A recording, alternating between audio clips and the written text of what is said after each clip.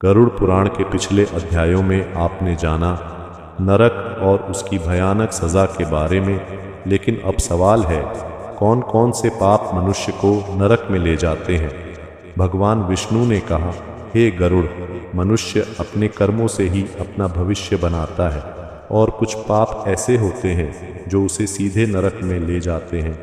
हे गरुड़, जो मनुष्य झूठ बोलता है, दूसरों को धोखा देता है और विश्वास तोड़ता है, वह पाप का भागी बनता है। जो व्यक्ति चोरी करता है, निर्दोष लोगों को कष्ट देता है और अपने स्वार्थ के लिए दूसरों को नुकसान पहुंचाता है, उसे कठोर दंड मिलता है।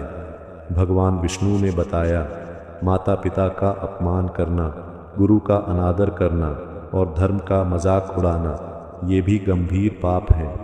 जो व्यक्ति गरीबों की मदद नहीं करता और दान करने से बचता है, वह भी पाप का भागी बनता है। हे गरुड़, अहंकार, क्रोध और लोभ, ये तीन सबसे बड़े दुश्मन हैं जो मनुष्य को पाप की ओर ले जाते हैं। गरुड़ जी ने पूछा, हे प्रभु, क्या इन पापों से बचने का कोई मार्ग है? भगवान विष्णु ने कहा, हे गरुड़, यदि मनुष्य सच्चे मन से पश्चाताप करे और अपने कर्म सुधार ले तो वह पापों से मुक्त हो सकता है।